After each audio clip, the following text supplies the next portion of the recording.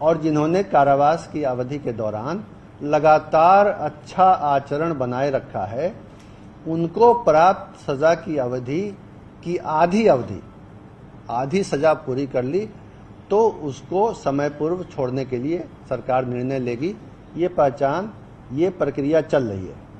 ये सारी प्रक्रियाएं जो हैं, जो मैंने 2 तरह की प्रक्रिया आपको बताई, परिहार परिषद जो राज्य दंडादेश परिहार परिषद है उसके द्वारा, जो आजीवन कारावास वाले बंदियों को छोड़ा जाता है, और अन्य अवसरों पर अन्य प्रकार के बंदियों को, ये सब चलता रहता है, सामान्य प्रक्रिया है। और इस प्रक्रिया को विभिन्न न्यायालयों ने अपहोल्ड किया है, स्वीकृत किया है, और ये एक अच्छी परिपाटी है जिसको राज्य सरकार फॉलो करती है।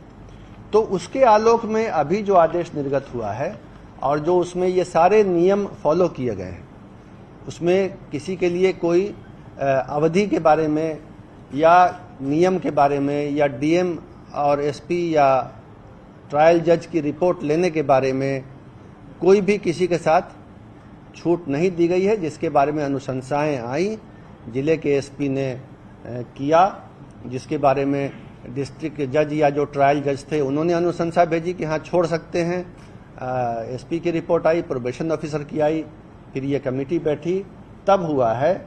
और किसी को इसमें कोई उन मामलों में जो शर्तें हैं बुनियादी, छूट नहीं दी गई है। एक बंदी जो राजनीतिक बंदी हैं, श्री आनंद मोहन का नाम आ रहा है, मीडिया में भी आ रहा है, उनका भी केस अलग कुछ नहीं था। वो उनको भी जो है, उनकी तो 14 वर्ष नहीं 15 वर्ष 9 माह 25 दिन की वास्तविक अवधि पूरी हो चुकी है। 14 वर्ष के बदले 15 वर्ष 9 माह 25 दिन, और परिहार सहित अगर जोड़ें तो 22 वर्ष 13 दिन की सजा पूरी हुई है। और बाकी बंदियों की भी इसी तरह 14 वर्ष से अधिक और 20 वर्ष से अधिक पूरी हुई है। ये एक सामान्य प्रक्रिया है प्रशासनिक, और पहले से चली आ रही है, और इसमें किसी तरह का कुछ नियम के पालन में कोई कमी नहीं की गई है। यही बातें आपको बतानी थी, और आपने इसको धैर्य के साथ सुना, इसके लिए मैं आपको धन्यवाद देता हूँ। बारी बारी मैं सबको अवसर दूंगा।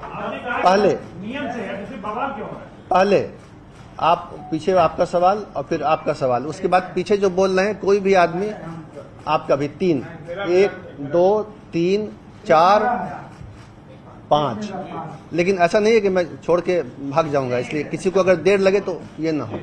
देखिए, जो आपत्तियां हो रही हैं वो निराधार हैं, और यही बताने के लिए मैंने आप सबको आमंत्रित किया है।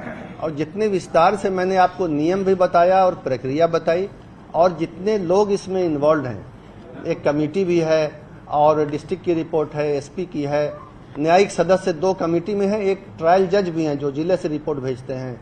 तो इसमें किसी तरह की आपत्ति या विवाद की गुंजाइश बनती नहीं। जो ये आईएएस वाली बात आ रही है, आईएएस वाले मामले में या बड़े अधिकारी मामले में इसके पहले कोई छोड़ा गया है?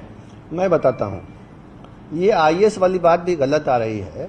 जो नियम था या नियम है या उसमें कुछ संशोधन किया गया है जो सबको पता है, उसमें पहले भी आईएएस का कोई अलग कैटेगरी नहीं था, आईएएस का उल्लेख नहीं था। जो नियम था वो लोक सेवक की हत्या का था। लोक सेवक कोई भी हो सकता है, चौकीदार हो सकता है, सिपाही हो सकता है, राजस्व कर्मचारी हो सकता है, कोई भी राजपत्रित अधिकारी हो सकता है, उससे बड़ा अधिकारी हो सकता है, IAS, IPS, Indian forest service हो सकता है।